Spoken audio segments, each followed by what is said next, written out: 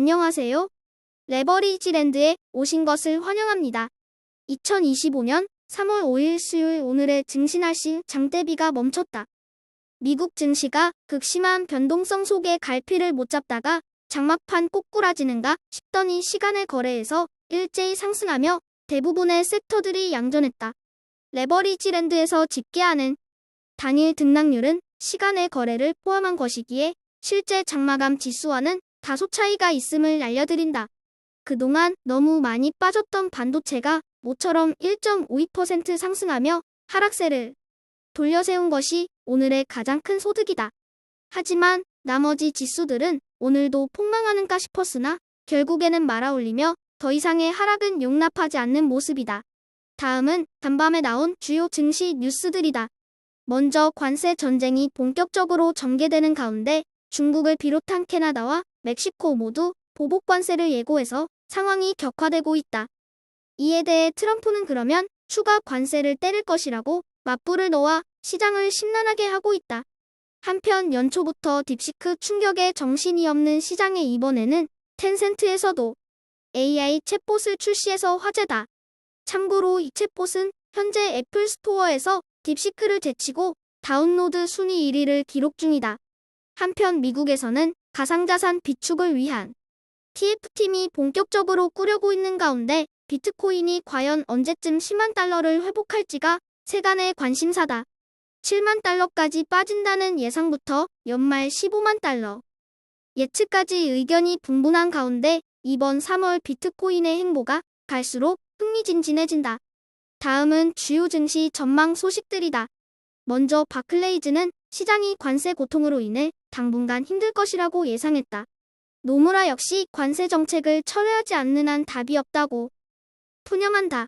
한편 미국의 재무장관인 스콧 베센트는 당장은 증시보다는 민생 안정이 우선이라며 증시 조정은 일시적일 것이라고 예상하며 관세 고통에 괴로워하는 시장을 딸랜다.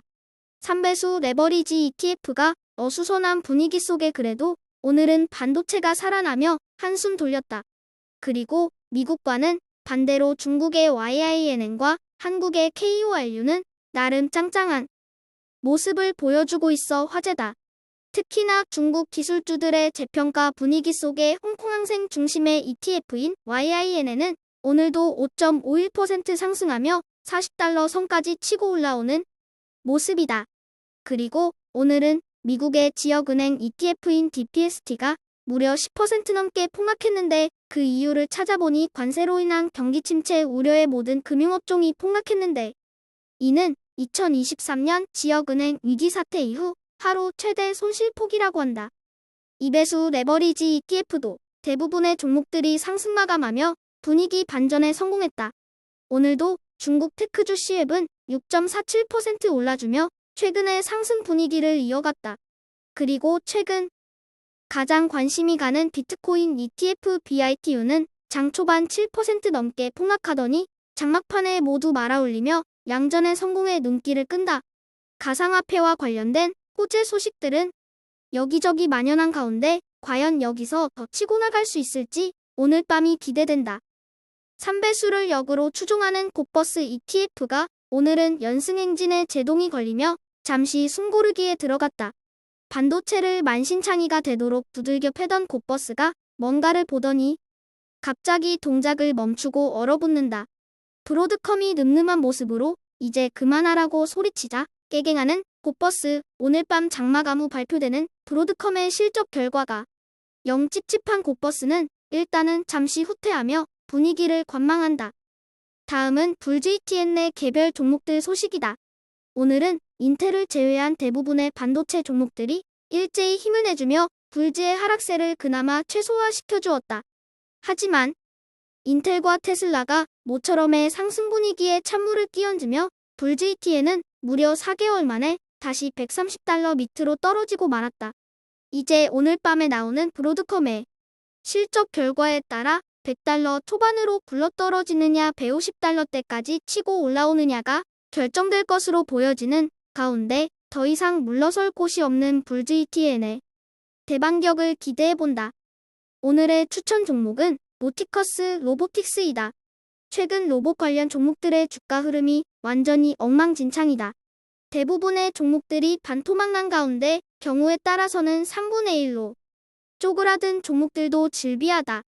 노티커스는 로봇 관련 회사이지만 조금은 독특하다. 얼마 전에도 소개한 바 있듯이 이 회사는 수중 로봇 전문 회사로 가장 최근에는 메이저 석유가스 기업들의 수중 탐사 프로젝트를 완수하며 월가의 이름을 알렸다.